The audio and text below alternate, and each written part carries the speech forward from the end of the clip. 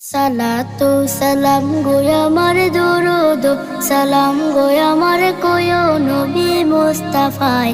তোমরা যদি যাও গো মদিনায়, তোমরা যদি যাও গো মদিনায়, মদিনা শরীফের মাটি